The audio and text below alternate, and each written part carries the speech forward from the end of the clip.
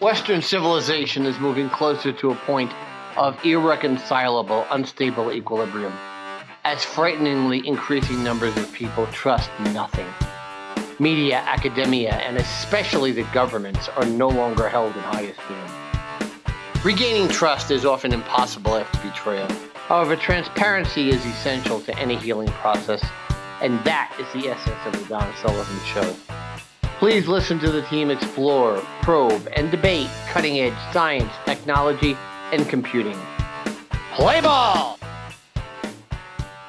Welcome back, everyone, again to the Don Sullivan Show, this show where we discuss all things science, technology, and computing on a level that can be understood and absorbed by your average American intelligent teenager. I'm your host, Don Sullivan, but let me introduce you once again, to my famous now partner, Jersey Steve. Say hello, Steve, again. Greetings from the Garden State. And hello, Steve. And today we are again recording from my home office. Again, we're going to be recording from all over the world. I promise you that if I survive, we're going to do Don Sullivan shows from the bottom of the Grand Canyon. We're going to do them from the inside of Yankee Stadium. We're going to do one possibly from the peak of Kilimanjaro. We're going to do them from all over the place. But right now, I'm just in all the great wonders office. of the world. Yeah, wonders of the world all over the place. And we're going to have a lot of fun. Today, I want to introduce you to a good old friend of mine, somebody I worked with at VMware, who is an utterly brilliant technologist. Has been all around, like a lot of us have, done the Silicon Valley tour. Mr. Andy Nelson. Say hello, Andy. Introduce yourself a little bit. Howdy. Thank you for having me. I've had a lot of different positions after VMware, but VMware is still one of my favorite jobs. It's still talk about the golden days all day. Yes, and we will. We're going to a little bit here, but let me tell you, Andy, Steve, again, at the insistence of our lawyers, they are such a pain. But you know what? We have to abide by them. I need to read again the obligatory disclaimer waiver. All statements by the hosts and guests on the Don Sullivan Show are the personal opinions of the hosts and the guests, who all agree that the following content is the property of Xanalytics, LLC, and used publicly and exclusively on the Don Sullivan Show. Everybody agree? We're good with that? If you don't like it, we can always cancel the show, but we won't, because we're just here to have fun and talk about science. Now, today, we're going to have an interesting discussion that is on the computing side of the entire lexicon of our various different subjects. But it's going to be focused on this notion of openness. And openness has been around in the computing world in Silicon Valley for a long time. It's been around for a lot longer than people realize. It's been around, I guess, since IBM lost control of all of the computing on Earth in somewhere in the 60s. There was DEC and there was Prime and there was HP and so on, but it was mostly IBM. And then after that, sometime in the 60s, we kind of introduced the concept of openness. And Andy happens to be an expert and been doing a lot of work on various different open software, particularly OpenStack. And we're going to go through the history of what open actually means. And to be honest, it's not a concept that I fully have ever understood. And I'm going to ask Andy, and Steve here has been around for quite a while too and knows quite a bit about what at least he thinks it is. And I think there's a lot of various different opinions. You ask 10 different people, you'll probably get 9 different definitions of what openness means or open XYZ means in the overall industry. So let me start with this question, Andy. There's a lot of strange technology has floated in and out of Silicon Valley for years. But ironically, I think, no area of tech has been more esoteric than those referred to as open. What does open mean to you? Well, so I remember being in college, and this is going to date me, but just I remember being a server admin for my college and wanting to.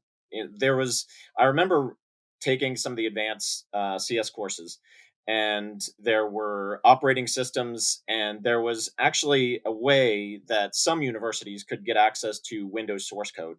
But of course, that never actually happened. I went to a small East Coast place, but I remember one of the first computer books I got was actually around the Linux kernel, when Linus Torvalds open sourced that. And We're going to so talk that was about a him huge later. deal. Yeah, a huge deal just to be able to see what an actual operating system code looked like. And it's more than I could ever try and decipher on my own. It was just this gigantic monolithic kernel, and I don't know. It was impressive at the time. And I've kind of flirted around with open source projects. At VMware, that's when I went to one of the first OpenStack summits up in Vancouver. I worked for an open source company called Yugabyte. So they make an open source, 100% open source SQL database.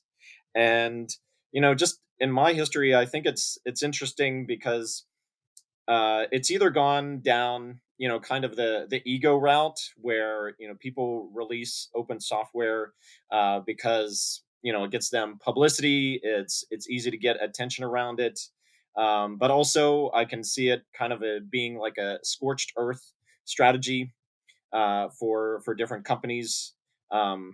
Because just for Windows as an operating system and the amount of difference that Linux has made, despite being open source and getting, splintered into, a couple, still big factions between Red Hat and Canonical or Debian and SUSE. It's gone so many different ways. I think But it generally open, means accessible, doesn't it?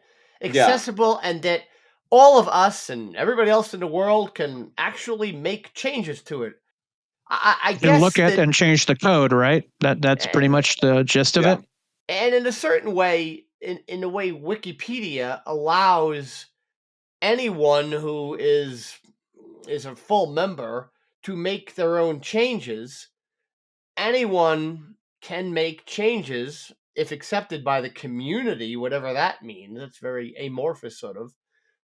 That can become part of the main direction of that particular software that we refer to as open something, right? Yeah, and working for an open source company, I remember one of the biggest That things. seems like an You know, oxymoron, by the way. well, yeah, Open. well, and yeah, they have to. So 100% of the source code is on GitHub, and one of the refreshing parts was that their support cases are on GitHub. Coming from closed source companies where, one of the first questions is this the first time we've ever seen this issue? And of course, you have to say, yes, this is the first time we've ever had that bug come up. Let's dive deeper. But in internal knowledge bases, you can see where other people have had, issues, or, have the same repeatable problems. In an open source company, that's already out there. You can search and see who else is running into that issue with that version. The roadmap was on GitHub as well. You can still see that today. Versus, again, a closed source company, something that was always pitched out there, like, oh, let's sign an NDA. You can see our roadmap. We'll have one of our top project managers present, where we want to take this. And of course, the first slide after it being NDA is that all of this is changed to, or is subject to change without notice. So, there's so much, boilerplate around that. Whereas for the open source project, it was nice because everything was declared. And since it was kind of a living And document, open. I mean, yeah, what are you really hiding here? Like, you're not really breaking anyone's brain with any of these features. Like, we're adding more security, we're adding more integration, we're, updating libraries. Like, none of this stuff is riveting, like, behind the NDA to surprise anyone. So It's more obviously, transparent.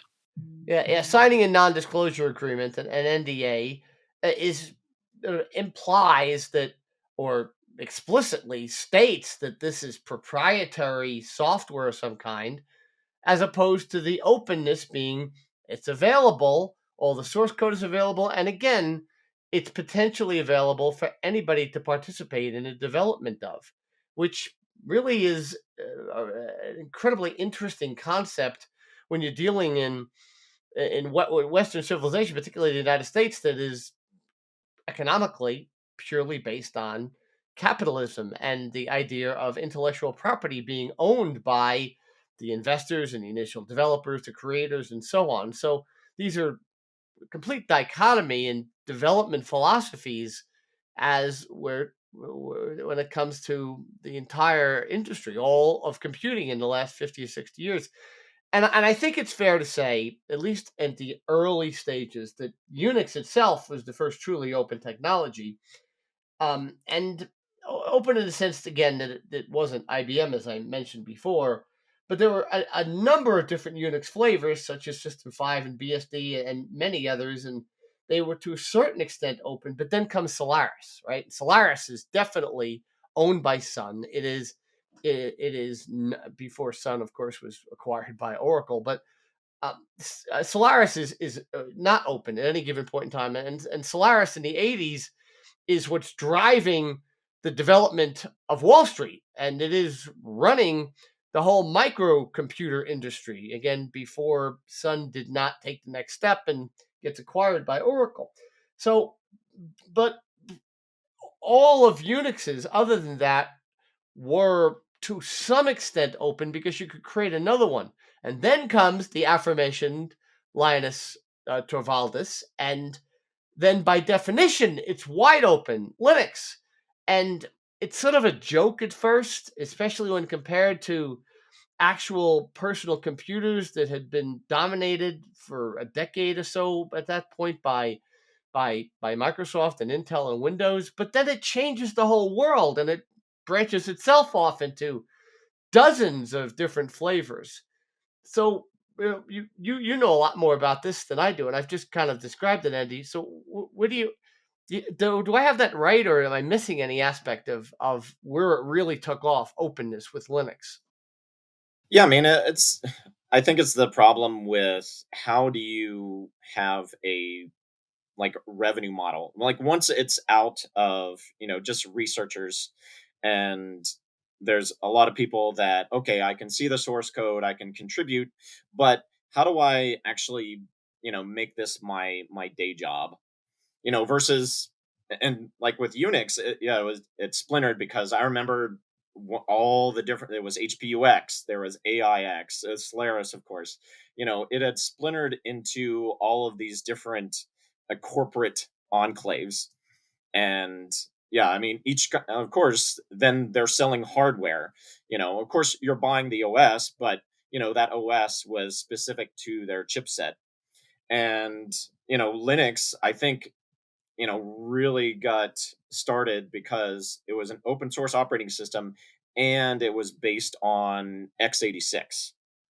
So just Intel being able to flood the market and get more out there at a cheaper price point where those older companies were still, they were hanging onto their OS, they were hanging onto their hardware, and they're mostly not around anymore, right? Like there's no like it's basically either, you know, ARM or x86, unless you're going into very specialized chipsets. Right. Even the Oracle Exadata systems, the database mainframes, are Yep. really based on Red Hat or the Oracle's version of Linux, which is Red Hat in a different form, right?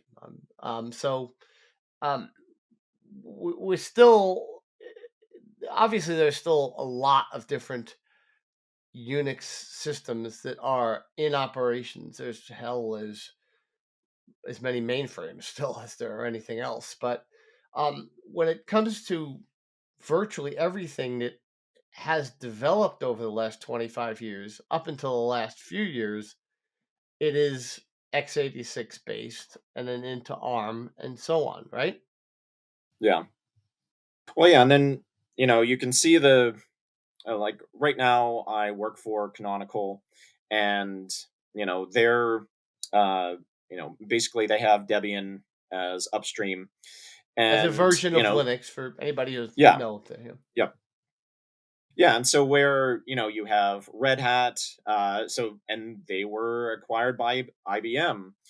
Canonical is still independent, but they're pulling from an upstream Debian project, and there's also SUSE out there. So there's kind of less versions of Linux today, and I think you know it's interesting.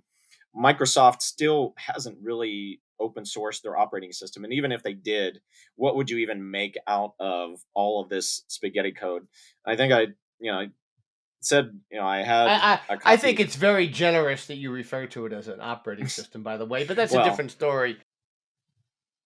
yeah, I mean, I run Linux on my work laptop, but I have Windows, and my kids run Windows because that's where all the games are. For our listeners that are just familiar with Windows, as far as discussions around operating systems, what was the original impetus for creating Linux and creating it as open source? Yeah, I think it was scorched earth to say that Unix was fractured and splintered into different corporate enclaves, and they wanted something with the kind of the background of Unix, but something that wasn't tied to any particular hardware company at the time. That's my opinion. And then so many of them went in different directions as an open source concept would, given that you have so many different minds, all of which are both curious and um, have tremendous aspirations to their own both glory and just curiosity as to where things can go, Yeah, takes it all. So, as I said, we've had so many of them from penguin icons to um, most significantly Red Hat, and Red Hat is an enormous sub company, effectively or acquired company that's part of IBM now, right? So it's it's interesting in that it's still open source, even though, as we said, open source to us, or the idea of open came from, I think at least, the '60s, and it something not being IBM, and now IBM has the most significant operating system, and it's still open source, except of course the way they make money, which we'll talk about in a minute, is through support and not necessarily even selling the operating system as a specific entity itself. I was going to It's just ask, amazing how all this goes full circle. yeah. yeah, I was going to ask, does open source always mean free? Well, we're going to get to that with OpenAI in a little bit, aren't we? We're really going to go full circle. But before we get there, Stephen, I would like to talk about what I consider to be the most mysterious of all the open projects, and in terms of at least what it really means, because it can mean so many different things to so many different people. I spent all of the time I did at VMware, to a certain extent, pretending I really did know definitively what this meant. But what does OpenStack really mean? What is OpenStack? It's a stack of something. What is it? Yeah, I mean, it was supposed to be a set of cloud APIs that would compete with Amazon. Was one of the early leaders, and I mean, AWS. This was in middle of our VMware career in early 2010s, and it was supposed to be this alternative versus just having AWS APIs that were based on storage and compute. It was supposed to be those basically neighbors. So a set of standard APIs that other customers could adopt to build out their shared cloud, their shared infrastructure. And VMware didn't. I mean, VMware wasn't open in how they did virtualization. Uh, Microsoft also not open. And AWS was just beginning to, and this was after their infamous API memo from Jeff Bezos that said, "You will not communicate with each other in different product groups for Amazon. You will have to talk to each other for or with APIs, and that forced On a compute their level, you mean application programming interfaces? You, on a yes, compute level, not individually, but on a compute yep, level, any compute communication has to occur through this process of application programming interfaces. That's how they wanted yep. it to go. And go on. Yeah, and so, Amazon was already turning out to be the 800-pound gorilla, so they wanted and so then Amazon was also the arbitrator of what direction the APIs go. And so you can either try and copy, which, I'm sure you would run into legal issues there, but OpenStack was designed to be this, kind of community focused alternative that everybody was, from private companies to other vendors, everybody would contribute and kind of vote on which direction this thing Vote. should go. They're voting. They're voting in terms of an election or in terms of, and Just because it's really what I want to know is how do they spawn these various different projects? How do they actually take root and become actually something substantive that the community or users in general agree upon that they will be used from here on out and that new developers can go in and utilize? yeah, yeah. So the OpenStack community, it started out as set of community managers, people who had day jobs in other companies, but were interested in working on this, and essentially taking ideas that could then be turned into code and then adopted into this overall framework of OpenStack. And others could use those new APIs or those new sets of code and build upon them or use them in some other project which would go in a different direction, Right.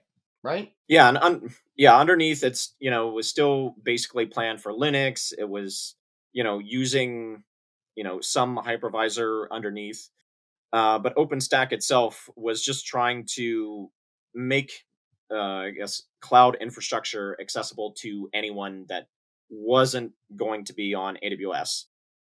And therefore allow, which has happened, of course, every 16-year-old in the world who doesn't want to go to college and has computer science inclinations, even though they don't know it that way, to go out and make money because once their particular set of code is integrated within the overall set of APIs, then they're going to actually start getting remuneration from it somehow, Yep. right? And I'm not sure how that actually occurs. I never have been, How does but that work? yeah, how does that work that somebody, because there's obviously lots of people who have made lots of money off of this. Yeah, I mean mainly there was companies like Morantis. There was a couple companies involved in professional services. Um, and just to be able to deploy OpenStack, I think prevented its wider adoption. Like with Linux, it started out, it was pretty tough, but then they introduced Grub, they introduced desktop managers, they introduced all of these ways to make it easier so that anyone could install Linux. Um, and I think OpenStack, it's still tough today to actually deploy it. So there's still a lot of When you say professional services. deploy it, again, I think of it as a whole series of different programs. So you're deploying part of it, not all of OpenStack necessarily, or am I wrong in that way? Well, you've got the Nova, Neutron, Cinder. You've got compute, network, and storage as your basic services. That's usually what you have to have at least as a baseline for deploying OpenStack. But there's dozens of other services, some incubating, some that other people have wanted to introduce, and each one is as a service. So there's a database as a service, there's metrics as a service, all of these other things they have added on to OpenStack, which hasn't made it easier to deploy. They've just kind of went nuts adding functionality into this project. So it's tough from a sorry, Don. I was going to say, so it's tough from a technical requirement standpoint or a skill standpoint, or it's just really complex. There's a lot of complexity you have to take on to be able to use it. Yeah. Yeah, it's complex because you need to have some hypervisors. You need to have uh, a set of controller nodes. You need to have databases. You need to have a couple things running OpenStack services. And all of this kind of needs to come up and be orchestrated to happen at basically the same time so that you have, your the APIs available and the substrate like the hypervisors and some of this the management plane is deployed. So would it be fair to say kind of free like a puppy, but not free like a beer? I've heard that analogy used to describe some open source, and probably also why there's a big model around services and support related to a lot of those products. And some of these projects become companies or products that are required by bigger companies for different reasons. I'm right about that, right? Some of them just all more for evolve into actual substantially valuable entities in and of themselves. Well, yeah, and I think part of the issues with OpenStack, despite it being open, it they have their every 6 months they would have a sprint basically where everyone would get together and figure out the next, installation, the next solidified code base for releases. And and none of the major clouds ever adopted. I think it was Rackspace was the largest actual OpenStack adopter. Rackspace, And the of course there company. were Rackspace, the yes, company. Okay, I yeah, didn't that know would that. That's actually interesting. Yeah. yeah, that would run, and they were a large contributor to the code. But at the same time, OpenStack is not that OpenStack APIs or that compatibility. That's not there for Amazon or GCP or Azure. Um, or VMware had Project Serengeti, and they had a couple open source projects where they allowed kind of the deployment of OpenStack to have some API compatibility at a basic side to be able to use those to deploy stuff on a VMware cluster. But again, why add that on if you're not really gaining this multi-cloud API compatibility? And the problem is that as much as they wanted to open source and make this kind of a uh, an open cloud API, open cloud APIs across different environments, they didn't. Everybody kind of implemented things differently because as soon as you actually get into the substrate of like network and storage, then you have to get very specific for the hardware or very specific for the network side. And a lot of the storage companies jumped on and said, we will do a driver, but it's got to be our way. And each one of those storage vendors had their own way that they do snapshots or replication, and all of that was just driven by product differentiation. But yeah, OpenStack didn't really, and I still think it doesn't have that critical mass. And I'm building up to Kubernetes because while OpenStack never got broader adoption, if there's one kind of open source way of running, and this is specifically for containers versus just running VMs. Kubernetes is something that you can see today running across every major cloud. I guess you So, should take a second and just to the Yeah, it's yeah, audience describe ubiquitous. Kubernetes. Describe, yeah, right. It's well, it's Google, right, to begin with, yeah, and it is a yeah, they took distribution over. system. But say more than that to the for the audience purpose about Kubernetes, Yeah. because that really Let's is explain so much of the containers too. answer. Yeah. Yes. Right. Yeah, Go and ahead, Andy. Google was pretty influential in. Oh, Google was really influential in putting out, some of its kind of science projects and the way that it runs its infrastructure in its data centers. And so Kubernetes was basically a public implementation of how Google would, spin up and run different servers. Now their actual service, I think, was called Colossus, but Kubernetes was the open source that they built and maintained for the first several revisions before they contributed to the you know cloud native you know CNCF, which is Cloud Native Community Foundation. And I'm probably messing up the acronym, but yeah, We all basically do. from now, yeah, now if you're working with Kubernetes, this is still something that is open source and has its own cycle of releases where there's community maintainers that take additions and new features for the code and incorporate those and are adding new projects as they go. And Kubernetes, that's basically you would use that to deploy and manage containerized applications. Yeah. Can I take us Yeah. on a quick tangent? Can you explain containerized applications versus how things used to be for the audience? Yeah. I mean, as opposed to VMs and VMware, just having a hypervisor which you need a full copy of the operating system every time it starts up. But you can run on a hypervisor. You can run Windows next to Linux, multiple versions of Linux next to each other. You can run basically anything and see an entire, virtual hardware set underneath that.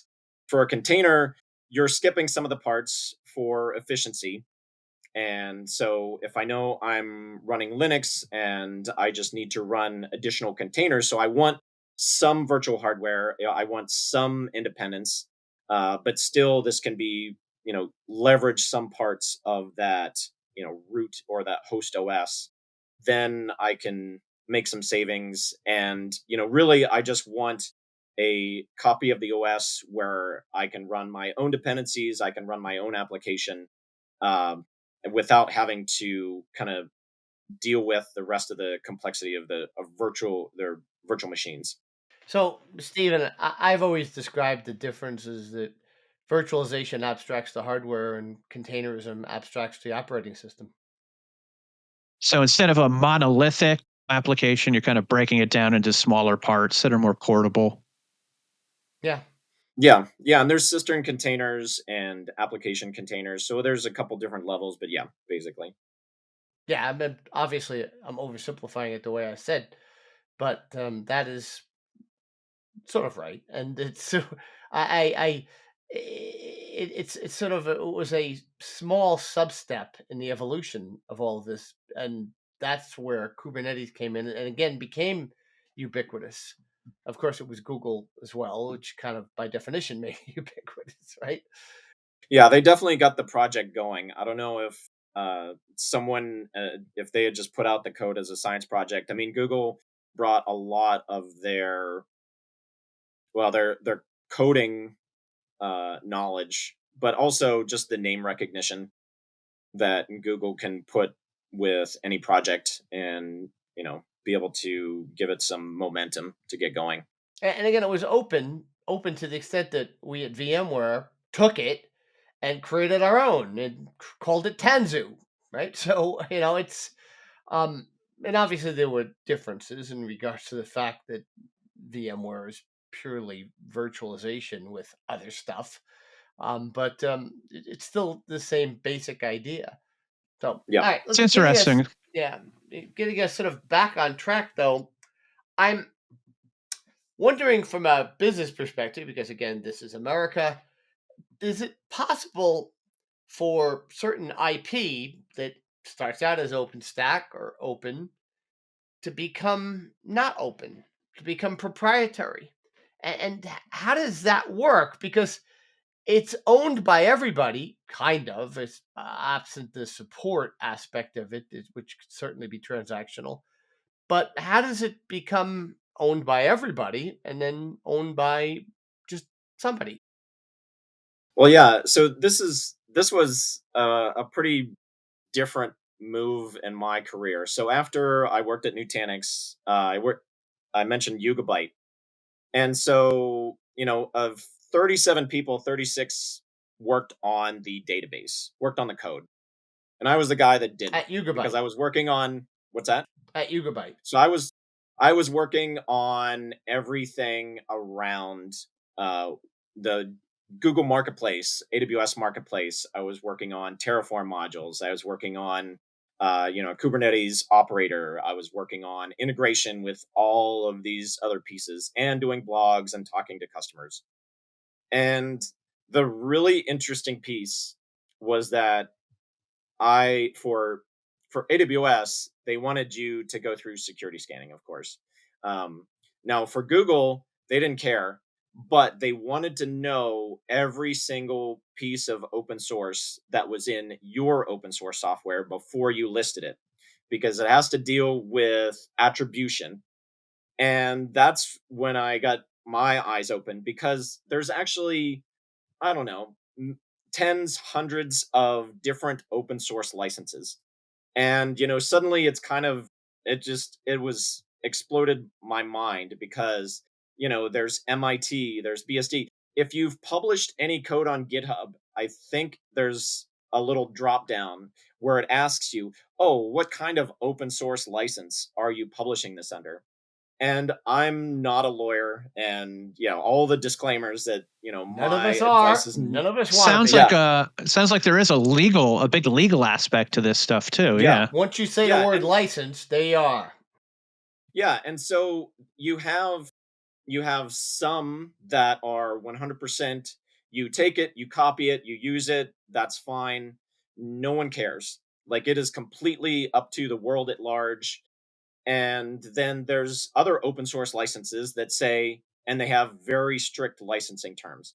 And some of this is basically, you can use our software as long as you, give any changes you make back upstream. So essentially, you take a fork of our open source software, you make a copy of the code. You can make changes as long as you bring those changes and updates back into the upstream software. And you can charge And people for those as well. um I think Sometimes. that's pretty, I mean, there's potential there. Again, probably outside of my, uh, I don't know, just my awareness. It's just, there's so much complexity into, and I think that goes back to revenue models, because there was a primary competitor to Yugabyte, and it's CockroachDB. Yep. So CockroachDB started out open source. Yugabyte started out open source. Now Cockroach went a different direction. They're a New York company, and so at first they said, everything's open. Then they said, okay, well, you can use our software, but then you can't use it to build your own database service, and you can't, make any changes. And then I think they even restricted that further. Like, you still have to, like, even though we'll show you basically what we've got going on, you still have to pay license fees to us. So you can see what it is. It's kind of open, but at the same time, we need to make money. So there's a lot of different layers to, and it's based on that, what actual license gets attached to And what it that means software. to be open on what different levels with what different nuances, answering or at least trying to address the specifics of my question as to whether or not something that at some point was open is now proprietary, which of course leads us, and all of the audience is going to know exactly where I'm going here, to the ultimate 500 billion pound, $500 billion Stargate type Stargate gorilla that is open AI.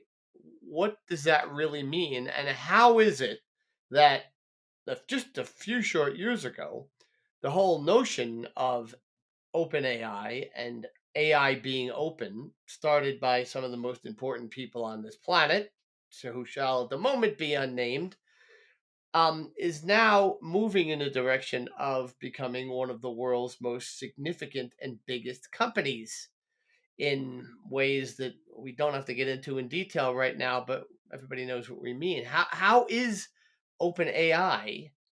How did it evolve from being totally open to now what's going to be a private, extremely valuable company? Yeah, it's funny. Yeah, I think their original charter was that they were going to go for kind of the artificial general intelligence for the world, for the betterment of mankind, but pretty quickly retreated on that, and now everything is behind their API. And it's interesting. I mean, this is kind of a common approach for technology companies because everybody, if you're interacting with a service, you have to have a protocol. And so Twitter, they didn't want everybody using their API or using their protocol, their interface, in different UIs in different ways, or potentially hijacking it. So they locked it behind their API. Reddit was also, they have all of these internet forums, but at the same time, they wanted to kind of restrict access to their API and make sure that they had more control of it. And so OpenAI, at the same time, they have, a closed source model, closed source LLM, as opposed to, you can go to Hugging Face, you can go to GitHub, you can see other companies that have open source, like Llama, from Facebook. So OpenAI doesn't have really much open anymore, is except they allow API access into their AI as a service. So people can build stuff for them, basically, and they can add it in and sort of Similar to the naturally, Apple model. uh, Yeah. organically. Yeah. Well, I guess that's true. Now, Andy, do these companies start off more, or I shouldn't say companies, do these open source projects, such as OpenAI, for example, start off very grassroots, kind of community based, playing around with free stuff, building things, and that's from the beginning kind of part of business strategy. The thought is, well, if we get enough people tinkering around with this, enough people using it, we'll be able to make money because they're going to need support, they're going to need services. Or is it just that new, does it start with the goal, I guess is what I'm asking.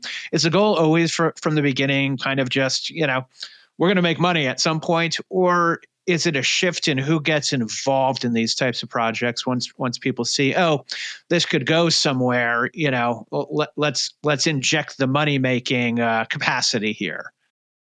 Yeah, I mean, I'm going to be super cynical, but I think it always goes back to money, because whether they have a design about making money from it, or I've also seen where they want it open source to have, like you said, they want to get attention. They want other people to adopt it. They want to, see it go out in the world. And if it's not open, then, it's not really that, it won't pick up with certain people or certain companies.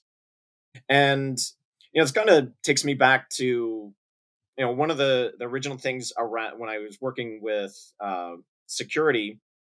There's open and closed source security protocols, and I remember one big thing was like with RSA. Once upon a time, they had their closed source security authentication. Once upon a time, having a little key fob, whereas you know the other part is the other perspective of open source security protocols means that if everyone can see, and it's the criticism was security through obscurity for closed source security companies versus security companies that are open source. This way, if you see a issue with the way that they're doing encryption, you would see any backdoors in the code, basically, because other people would be able to take a look. They'd be able to verify, oh, well, you're doing this efficiently. And that was one of the biggest things, because RSA once upon a time had a huge hack. They got compromised.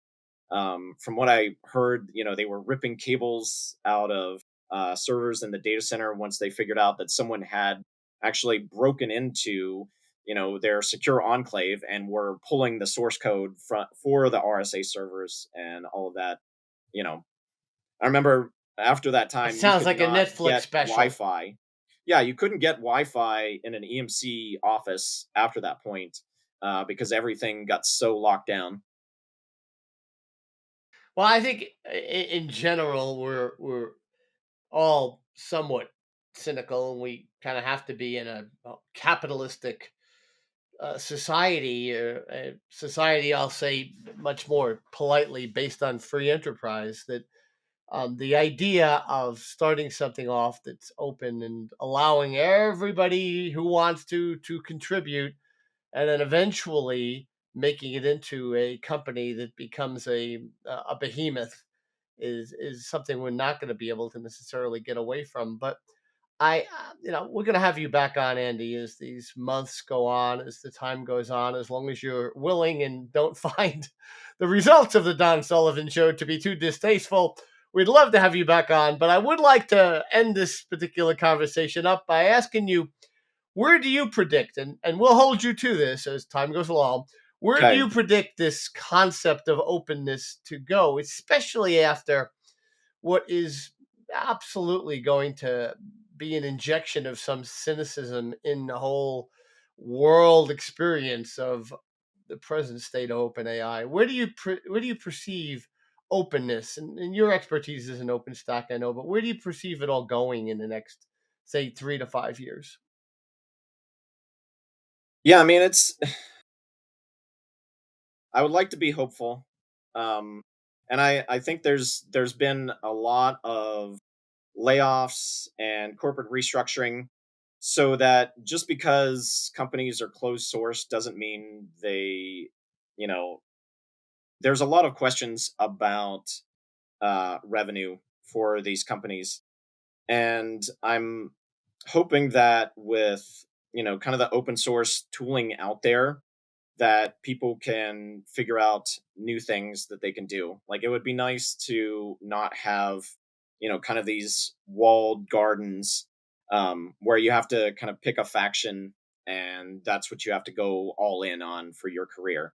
I like that. And, there's That's a different great opinions point. that, The yeah, I flexibility would of like, smart yeah, individuals. yeah, people being it, because, from your Oracle background, you can make a career in databases. But if you didn't know Oracle once upon a time, that was severely limiting.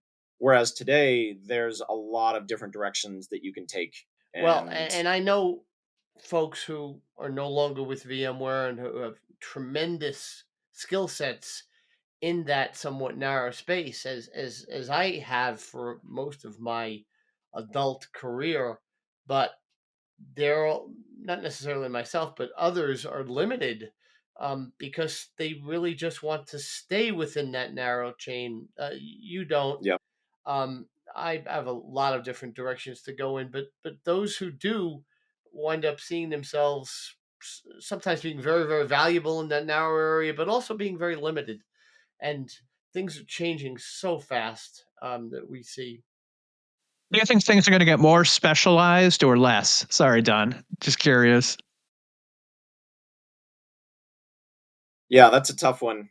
Um, yeah, anyone's guess whether AI is going to, you know, make people super smart, better coders, or just, make it simpler to turn ideas into, projects. If you have, and I think, yeah, I don't know. That's a tough one.